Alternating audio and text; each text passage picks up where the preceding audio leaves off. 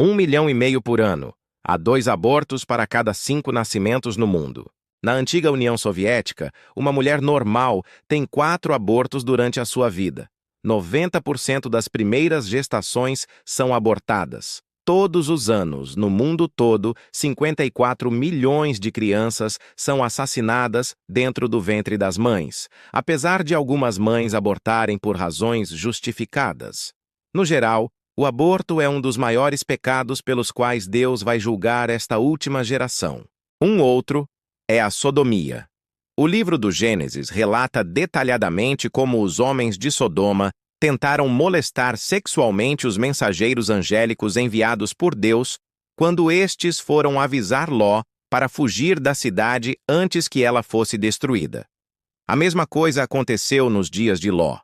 No dia em que Ló saiu de Sodoma, choveu do céu fogo e enxofre e os consumiu a todos. Assim será no dia em que o Filho do Homem se manifestar. Jesus aqui estava dando uma outra ideia das condições e tendências do mundo logo antes da sua volta. Aumentaria a sodomia, ou seja, o homossexualismo masculino.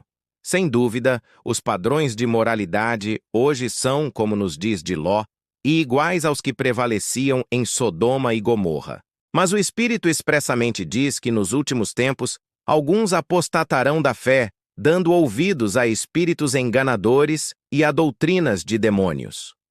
As escolas públicas dos Estados Unidos apostataram da fé quando, em 1963, proibiram oficialmente a Bíblia e a oração dentro das escolas.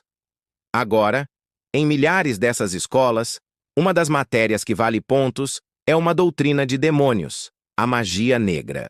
Estima-se que existam mais de 200 mil feiticeiras praticantes nos Estados Unidos e que, literalmente, milhões de americanos mexem com alguma forma de ocultismo, fenômenos psíquicos, espiritismo, demonologia e magia negra.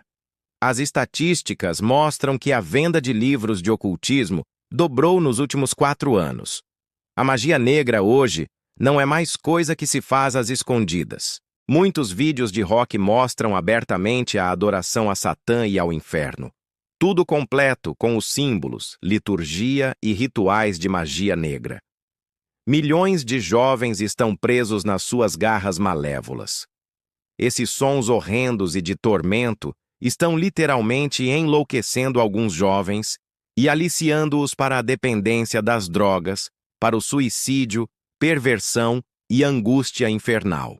Aos poucos, o mundo foi capturado por espíritos enganadores, ao ponto de hoje aceitarem até os atos mais descarados de blasfêmia e profanação. No livro do Apocalipse, o apóstolo João previu que nos últimos dias o mundo se desviaria de Deus e adoraria e seguiria Satã.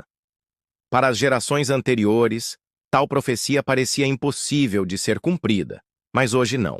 Satanismo explícito tem sido considerado a subcultura de maior proliferação entre os adolescentes americanos. E o reavivamento da magia negra e o ocultismo é uma das religiões que mais cresce no mundo.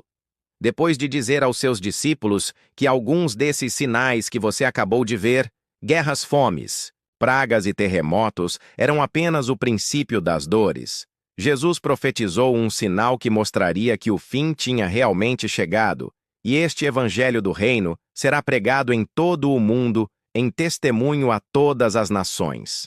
Então virá o fim. O Almanaque Cristão de 1990 relata que o evangelho já foi pregado a mais de 4 bilhões de pessoas e que agora existem igrejas cristãs em todos os 250 países do mundo. Todos os anos são distribuídos aproximadamente 4 bilhões de folhetos do Evangelho no mundo e mais de 120 milhões de Bíblias.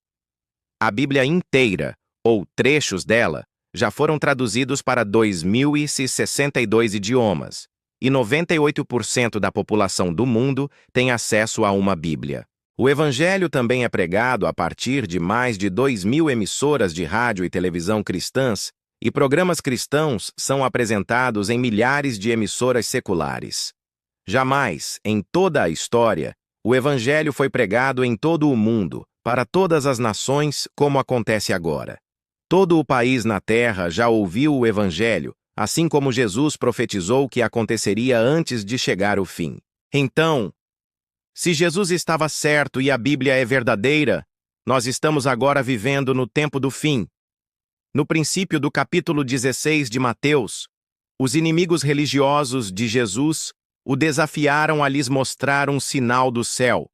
Ele respondeu-lhes: Quando chega tarde, vocês dizem, haverá bom tempo, pois o céu está avermelhado, e de manhã hoje haverá tempestade, pois o céu está de um vermelho sombrio. Hipócritas, vocês sabem interpretar a face do céu e não conhecem os sinais dos tempos? A tecnologia moderna melhorou grandemente a nossa habilidade de prever o tempo. Mas será que somos cegos para os sinais escuros da época na qual estamos vivendo?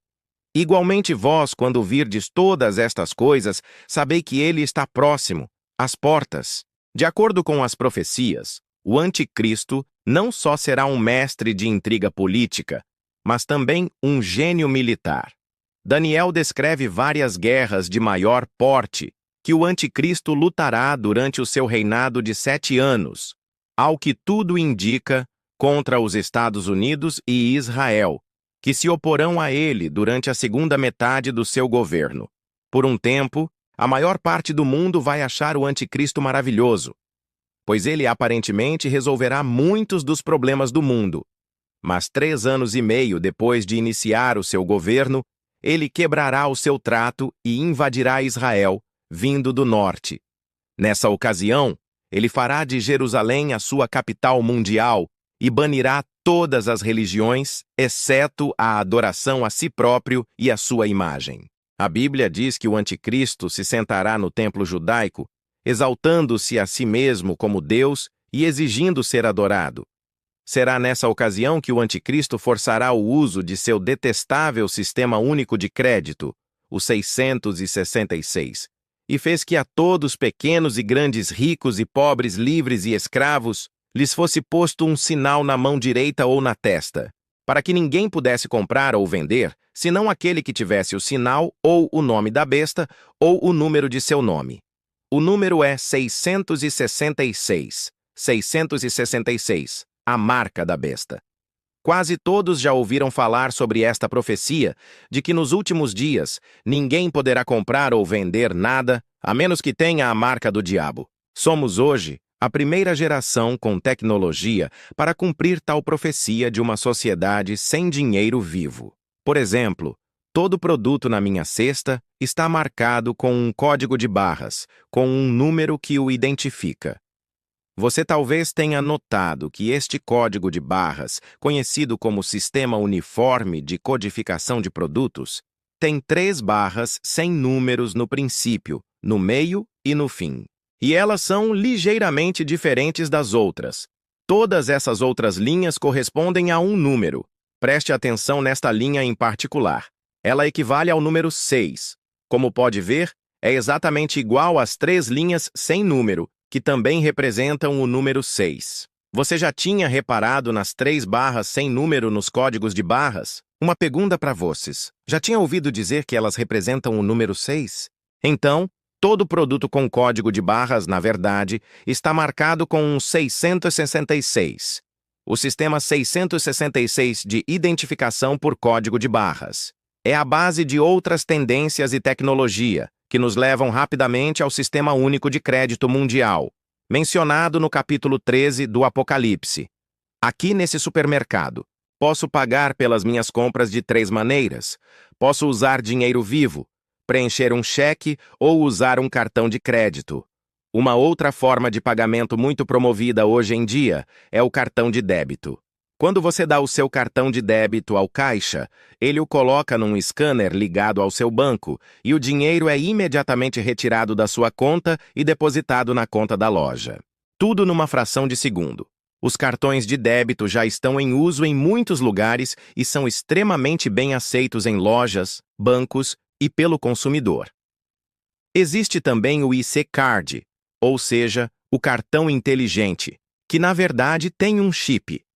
Você já deve ter lido sobre essas maravilhas eletrônicas que não só lhe dão acesso à sua conta bancária, mas também contêm informações do seu passaporte, registro médico, carteira de habilitação, fotos, situação junto ao serviço de assistência do governo e muitas outras informações. Estes já estão sendo testados em várias partes do mundo. Então, podem ver que caminhamos rapidamente para a eliminação do dinheiro vivo. E há muitas razões para isso. O dinheiro vivo é a base do narcotráfico, pois os traficantes geralmente fazem negócios usando malas cheias de dinheiro. Sem dinheiro acabaria a venda de drogas ilegais. Na verdade, eliminar o dinheiro eliminaria quase todas as atividades criminosas, desde roubos ao terrorismo.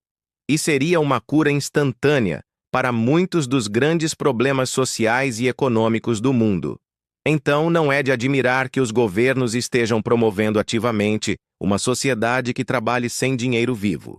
Entretanto, antes do dinheiro, cheques e cartão de crédito saírem de circulação totalmente, obrigado. É preciso desenvolver um sistema de identificação totalmente seguro e que garanta que o cartão apresentado pertence realmente ao portador. Vários sistemas de identificação seguros já foram desenvolvidos, como, por exemplo, o leitor de impressão digital. O único problema com essas máquinas é que são extremamente caras. Será que a tecnologia atual, como chips, biometria e pagamento por aproximação, pode ser o caminho para implantar um sistema global como o da marca da besta? E para uma sociedade sem dinheiro vivo funcionar, seria necessário ter esse aparelho em cada lojinha ou local onde se venda ou compre mercadoria. Enquanto esses terminais de identificação custam milhares de dólares cada, os microchips nos cartões inteligentes custam apenas poucos dólares. Então, e se você pegasse o chip do cartão e o colocasse sob a pele? Depois que o chip estiver implantado, ele pode ser lido por um scanner simples, bem parecido com o que se usa nas lojas hoje. Assim, você se torna o seu próprio cartão inteligente. E resolve-se o problema de certificar-se que o portador do cartão é o dono do mesmo. Nos Estados Unidos, o Departamento de Saúde e Serviços Humanos afirma que a implementação em alta escala do projeto de identificação através de microchips já teve seu início em Washington e várias outras cidades cobaias. Esses pequenos microchips, que são menores do que uma cabeça de alfinete, custam menos do que 25 centavos cada e são injetados a alguns milímetros sob a pele. Ativado por um pequeno scanner portátil, o chip supre informações seguras sobre a pessoa na qual foi implantado. Então, como podem ver, a tecnologia e a aceitação do público para fazer o sistema da marca da besta funcionar está rapidamente engrenando. Já estamos ouvindo constantemente sobre a nova ordem mundial, ou a comunidade global. E esses slogans estão aos poucos sendo aceitos à medida que o mundo caminha para um sistema financeiro e político internacional, para uma sociedade sem dinheiro vivo, controlada por um banco de dados que abrange todo o globo, mantendo-se a par de cada homem, mulher e criança quando atravessam fronteiras, compram e vendem. Exatamente como a previsão no capítulo 13 do Apocalipse, há quase 2000 anos.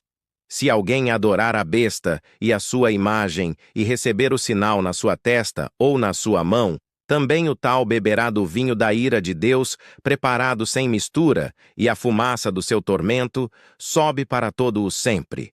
Isso talvez pareça uma penalidade dura demais por apenas aceitar a marca que lhe permite comprar mantimentos. No entanto, esta profecia dá a entender que receber a marca da besta não é apenas uma decisão econômica, mas também implica em aceitar, assim como adorar, o anticristo possesso e jurar lealdade ao seu regime global ante Deus. Será que implantar um chip no corpo seria o primeiro passo para aceitar a marca da besta mencionada em Apocalipse? Em verdade vos digo que não passará esta geração sem que todas estas coisas aconteçam. A nossa geração, a geração na qual estes sinais do fim estão se cumprindo, não passará até que tudo se cumpra. Então, o que falta ainda acontecer? Bem, um dos últimos sinais do fim propriamente dito é a ascensão de um governo único mundial liderado por um ditador sobre-humano, O Anticristo. O Anticristo, também mencionado na Bíblia como o filho da perdição e a besta. Ele, como Hitler, que foi um protótipo do Anticristo na história, será possuidor de grande carisma e oratória. Falará coisas espantosas. O Anticristo subirá ao poder numa onda de euforia mundial, pois temporariamente salvará o mundo das suas impindáveis dificuldades econômicas, militares e políticas, formulando um brilhante plano de 7 anos para a paz mundial, estabilidade econômica e liberdade religiosa. O Anticristo poderia muito bem surgir do atual caos na União Soviética. O profeta Ezequiel se refere a ele como o rei de Magog, um nome que os estudiosos da Bíblia concordam referir-se a um país ou região de povos ao norte de Israel. Muitos interpretaram isso como sendo a Rússia de hoje. A base de poder do Anticristo incluirá as principais nações da Europa, cujos líderes, segundo a Bíblia, darão seu poder e força à besta. A Bíblia até dá algumas indicações sobre as características do Anticristo. O profeta Daniel escreveu que ele não terá desejo por mulheres. Talvez ele seja celibatário ou homossexual. Daniel também nos diz que ele terá um rosto feroz, ou seja, um semblante sombrio, e que ele será mais corajoso do que todos, mais arrogante e atrevido. O pacto ou aliança de 7 anos de paz, formulado pelo Anticristo, é mencionado várias vezes na Bíblia, e talvez já até tenha sido assinado em secreto. O histórico Tratado de Paz, assinado entre Israel e a OLP na Casa Branca em setembro de 1993, mostra como os acontecimentos no Oriente Médio estão seguindo nesta direção. De acordo com as cláusulas dessa aliança, provavelmente declararão Jerusalém uma cidade internacional onde o judaísmo, o islamismo e o cristianismo terão igualdade de direitos. As Sagradas Escrituras indicam que os judeus poderão reconstruir o seu templo no Monte Moriá, onde recomeçarão os antigos rituais de sacrifício animal. Você acredita que a nossa geração é realmente aquela que verá o cumprimento total das profecias do fim? Por quê? Deixa aí nos comentários abaixo.